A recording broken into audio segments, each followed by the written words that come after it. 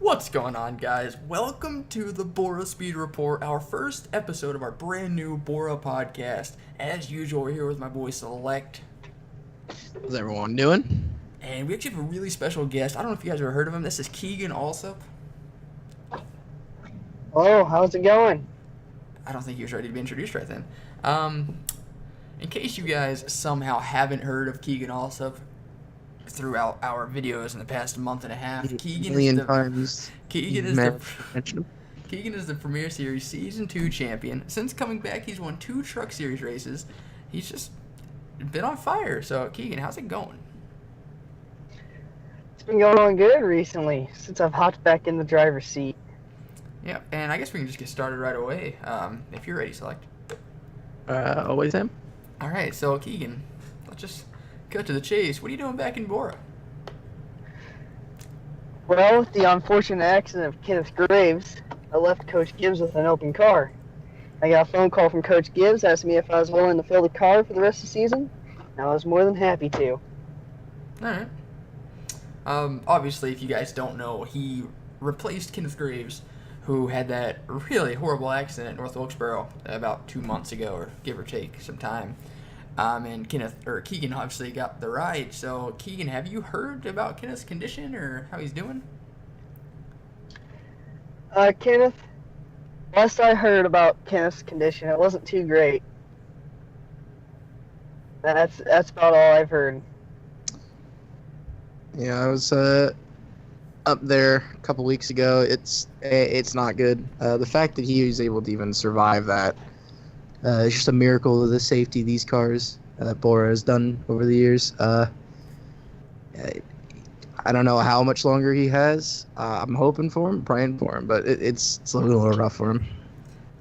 Do they not think he's going to pull through, or? Very skeptical on it. It's very, you gotta just watching him every day. Just doesn't look good. All right, we'll keep Kenneth in our thoughts and prayers. Now let's move on to something a little more lighthearted. This is supposed to be a fun podcast.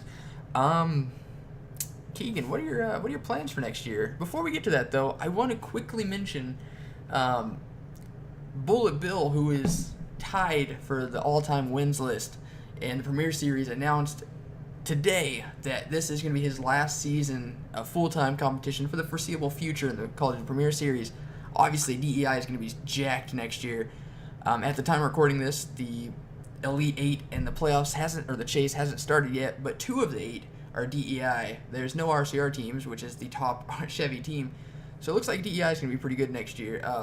Have you, by any chance, Keegan, heard anything about potentially taking the 01 ride, or have any owners contacted you? Not as of now, but I'd be more than happy to fill that 01 car. Hopefully I can catch their attention, finish the season strong. Yeah, well, winning 2 truck races, I'm sure, has got some eyes on you. Maybe you're just being humble, or there's nothing you can announce yet. One more question. This, obviously, you drove the 24 for the first 3 seasons. You even won a championship with it. What are the odds that we see you replacing Jeff Bright next season? Oh, I'd love to get that old car back. Have you not If Jeff been... Bright's willing, Go ahead. if Jeff Bright's willing to move out of the car, that'd be great. Well, you both have basically equal amount of starts in that car, so... Yeah. But he's been in the series since season 3, and after season 2 I left. So at the end of season 3. yeah. It's been a long time, guys. So I kind of took like a mid-career, like a career retirement there. yeah, About you're what the I Mark wanted to Martin do. of BORA. He took the 24 car, and it's not my say-so, and if I get it next season or not. Any thoughts on that, Select? Not too many. Jeff Bright is kind of shown he's a very top-tier, middle-of-the-pack kind of guy. He hasn't had any breakout times. He did win the Homestead race 1 year, correct? Yeah, he won Homestead last year, and he had 2 wins in season 4. Yeah, that was it. He's definitely shown the pace. This year's been a little bit of an off season for him, although it seems like a lot of the Chevy teams have been off season, so can't really define him as a terrible driver this year. I kind of just feel like it's been unlucky for those Chevy guys. Yeah, Hendrick as a whole this season has been really off. And I know that's weird saying because my bad. Keon Eddington is obviously who won the Season 4 championship in that 25 car. He's still in the Elite 8, but Adam Akers still stuck in the LCQs. Jeff Bryant, I think, is 35th in points right now, so there's a chance he might not even be Cup eligible next year. So Matt Odkin, since the chase began, has been on fire. I think he has three top 10s and 2 top 5s in the last 6 races. So the Hendrick is really coming alive, but it's a little too late, in my opinion. Too late into the season to really salvage anything. I guess the only thing they can hope for is Keon finding his way into the top 4. He did it 2 years ago. Entirely possible. So, let's move on from that.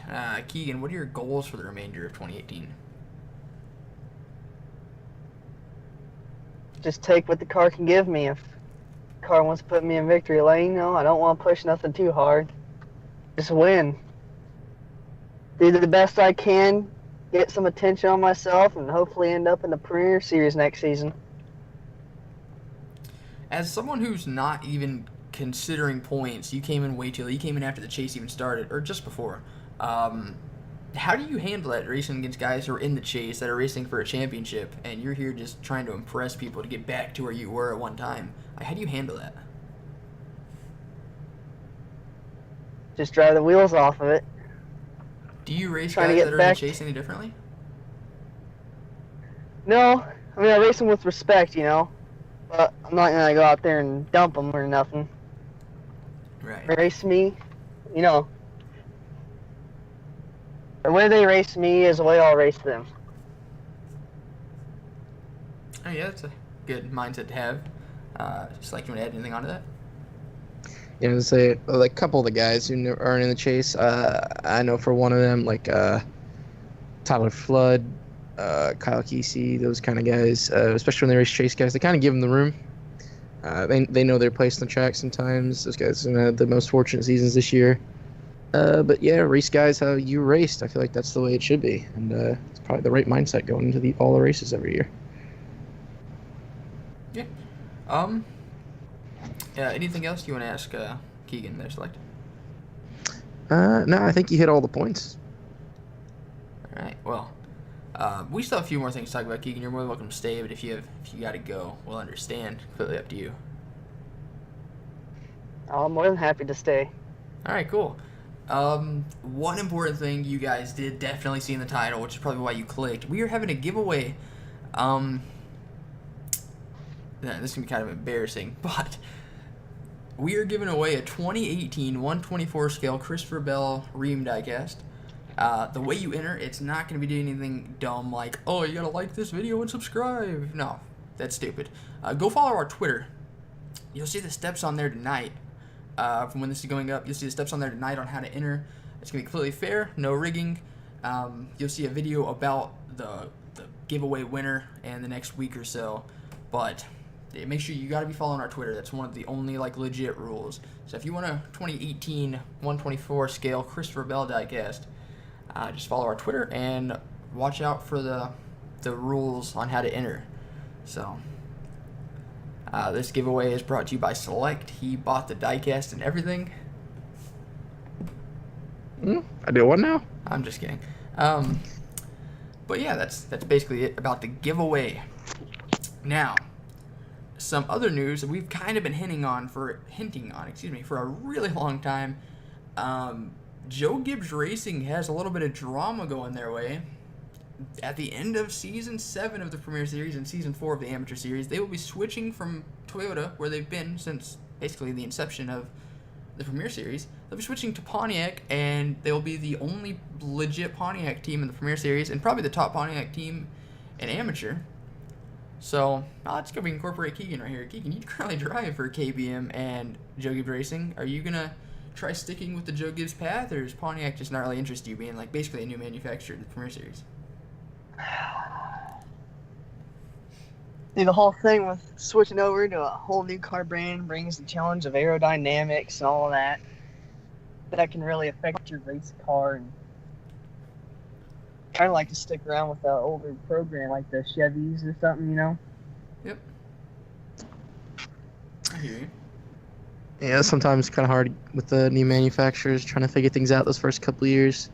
For someone like yourself, Keegan, trying to chase championships now at this point in your career, so yeah, it's probably more smarter to go with a team that has got kind of the years on them, like a Chevy. Definitely. Obviously, that whoever nags that 01 Bullet Bill ride for next season, probably going to be someone to keep their eyes on, even if it's a rookie or an established driver. So I'm sure that's going to be a hot seat. Basically, everyone's going to be trying to go for. And important to note, with Joe Gibbs Racing switching over to Pontiac, and we're not having a Traxxas Truck Series next season like we talked about in the update video a couple months ago, KBM is going to move up to the Premier Series, but they're staying, or not Premier, they're moving up to Amateur, but they're staying with Toyota. So maybe in Season 8 of the Premier Series, they'll work their way up. But, yeah, they're going to be becoming their own faction, I guess. I really don't consider it. So what are your thoughts on that select? Yeah, they're kind of moving away from Joe Gibbs. I know they are still kind of working with them, but they definitely have their own people to call to now. Obviously, Joe Gibbs at Pontiac, KBM with Toyota. So I think it's good for KBM. Obviously, you don't want to just fall off the face of the earth after not having a series to drive for. So it's a makes sense move, kind of in my opinion. Yeah, I mean, Keegan, obviously you drive for KBM and Truck. So what are your thoughts on their move to the Amateur Series and sticking with Toyota? I think it's going to be a big change for them. Going from trucks to that. Yep, It's going to be fun to see what they can do next season. Do what? Be fun to see what they can do next season. Yeah, definitely. If you can't get a Premier Series ride, would you be interested in driving for KBM in Amateur? Yeah, I'd be open to the idea. I'm open to anything. Respect. I heard KBM is in the process of buying at the end of the season, buying the old Joe Gibbs Racing Toyotas. So I guess they're still kind of like in a pact, but obviously it'll end once the year is over. Another thing that this isn't really like groundbreaking, but in amateur there's gonna be a 3-car limit per teams. So KBM will only be allowed to have 2 since they're a startup team. But like Joe Gibbs Racing, DEI, RCR, Team Penske, etc., will only allowed 3 teams or 3 cars. And in Premier there's a 5-car limit. There's currently not a car limit this season. And what that means is, obviously, that's tricky for teams like Team Penske because all 5 of their cars this year made the chase, so all 5 drivers are locked in, but one of their trucks made the chase, and if Tammy Durek finishes top 5, she gets a guaranteed ride with Team Penske and Premier, and 2 of the Santa's apparently flying over someone. 2 of their amateur cars made the chase, so if they finish top 10, they get a guaranteed Premier ride with Team Penske if they want it. So what Team Penske and their truck team is basically doing, Brad Keselowski Racing, Brad Keselowski Racing is moving up to the Premier Series next season. They're going to field 2 cars. So that leaves someone as an odd man out. And it's going to be just under Team Penske in terms of Dodge ratings, but it's going to be like a satellite team like Jermaine is for RCR in real life. So that's going to be really interesting to see how that partnership works out. What are your thoughts on that select? When I first heard it, I thought it made complete sense, honestly. That team has got some crazy good young drivers and some pretty solid veterans as well. I think that the whole Team Penske thing right now is they're looking in the right direction. DIs look pretty strong. Some of these other teams look pretty good, but Penske, they look like on their another level at the moment. And 5 guys to chase that's almost unheard of. And they still got 3 in the woodworks down in amateur and truck. So I feel like next season we might see an even bigger dominance out of Penske. Yeah, I just feel bad for at least one person's going to be on the odd man out. And new teams, even if there's a 5-car limit, new teams are relegated to 2 cars for their first season. So even if only one of the guys or one of the drivers for Team Penske gets a guaranteed ride for Brad Keselowski Racing, that still leaves one open spot for a lucky driver. So I'm sure someone like Keegan Alsup or like Jeff Bright or Isaiah Forward, anyone would be very excited about potentially getting into that car. It's not going to be as high ratings as Team Penske, they're going to have like 100 ratings, but Team Penske or Brad Keselowski Racing is probably like 98 or 96, so still a really top tier ride. And obviously, Team Penske and Brad Keselowski Racing aren't the only teams doing something similar to that. RCR and Kevin Harvick Incorporated are doing something kind of like that. RCR isn't really a set, though, so the contract was obviously signed before, I think it was like mid-season, but they've kind of been, there's no other word to say it, they've been bad since race 10 or so. Like, Definitely on the downswing in terms of teams. RCR coming into this season was the only team with 100 ratings. Team Penske was 98. 2 RCR drivers out of the 4 made the chase. Nick Ventura and Isaiah Ford are both outside top 25 in points. So, in fact, I think Nick Ventura has 1 top 5 this season. Isaiah hasn't really done much either. They both ran really well, but they tend to get caught up in other people's accidents. So, yeah, I don't really know what's going on with that organization. But Kevin Harvick Incorporated will be their satellite team, sister team, R&D team, whatever you want to call it. Go ahead. I was gonna say, rough chase outing, rough season. Really, I feel like these guys just kind of get really unlucky, and it's gonna hurt them next year. Guy like Nick Flood, he'll be in that ride. He's got a guarantee spot there. Yeah, he's a lifetime guarantee. Yeah, the championship he won last year. I know he was upset not getting into the Elite Eight, but I mean that team's got a little bit of work to do, and I think there's a couple guys they can get it done. I think that as long as they have that drive, they'll be there. Nick Ventura and Isaiah Ford have just been completely unlucky this year, getting caught up in almost every wreck each week. Solid qualifying efforts, week in, week out, and these guys just can't seem to get a break. I kind of feel sorry for them. Luckily, though, they're still top 35 in points. They're looking solid for another ride next season in the Premier Series. But we'll have to see what the next season gives us. Yeah. And Nick Ventura actually has an announcement. He was going to be on this episode of the podcast, but he got busy. So maybe in the next episode there'll be a very important Nick Ventura announcement. I don't know if he'll be in the whole podcast like Keegan is right now, but he's definitely going to have an interview. So be on the lookout for that. Also, another thing, we're not doing LCQs next season, so there's a cutoff of 42 cars for Premier and Amateur. We're not doing trucks either. So 84 drivers, you can't be in both series. And what that means is we're not doing LCQs. And a lot of the truck teams, not like the bottom feeder truck teams, but like Thor Sport, Red Horse, KBM, I'm missing any. I don't know. But they're going to be moving up to the Amateur Series because they deserve a place in BORA. Just because the series is folding doesn't mean they are. And a lot of new teams coming up. So a lot of the top tier Premier Series teams are going to use some of those teams as their Amateur Series team. So, like Hendrick Motorsports is going to be using Junior Motorsports. They're not going to be a Hendrick Motorsports team anymore in Amateur. Joe Gibbs, I'm sure, would have done that with KBM, but obviously kind of going separate paths. Team Penske, I believe, is still having a Premier Series or an Amateur Series team. Brad Keselowski Racing strictly Premier. But there's a couple other teams like that I'm forgetting at the moment. So, whenever you choose your cars next season, I know signups probably go really fast. They've gone pretty fast in the past couple of years.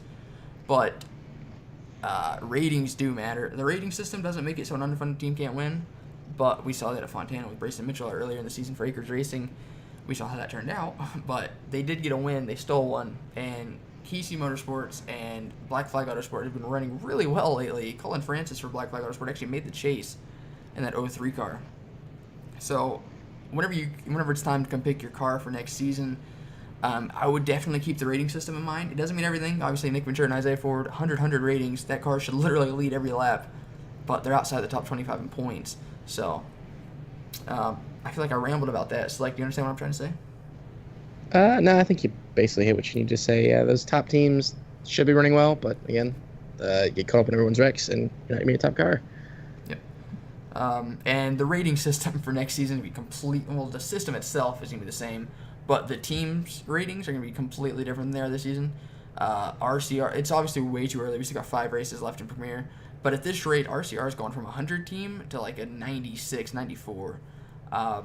Team Penske is going from like a 98 to 100. That's guaranteed. DEI is going from. We just lost Keegan. DEI is going from 96 to 100 without a doubt. They've ran way too well. Oh, welcome back, Keegan. Whoops. So I don't know how all the ratings are going to work for next season, but those are just the ones that are like basically guaranteed at this point, unless the team starts shitting the bed for the rest of the season, which I don't see that happening.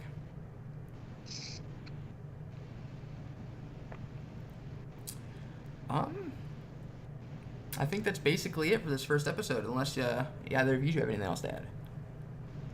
No, I think we hit everything we need to say. Keegan, anything you'd like to mention? Nope. All right, then. That was the first episode of the BORA Speed Report. I want to thank Keegan Alsup so much for stopping by. I know you're a busy man. Hey, not a problem. It's my pleasure. All right. Hopefully you find a good ride next season, and we talk to you in the future. So, thank you for coming out as usual. Yep. Always a pleasure to be here. All right, that sounds sarcastic, but that was it. I want to thank you guys so much for watching. Hope you guys enjoyed, and as always, I'll see you guys next time. Goodbye.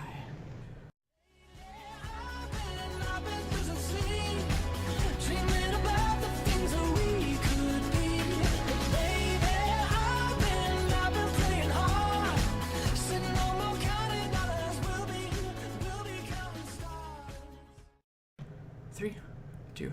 What's going on, guys? Oh, fuck. Push crack. Alright. What's going on? God damn. What's going on, guys? I'm leaving that in. What's going on, guys? Welcome.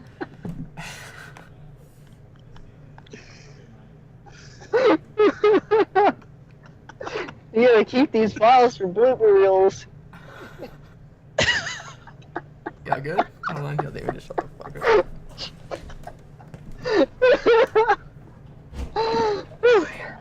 Alright, Ryan, we gotta regain our composure and get this over I with. don't regain anything, dude. That's all you. I know what I'm asking, dude. You just gotta fucking open your mouth and just hold every single voice option out. Jesus Christ. Alright.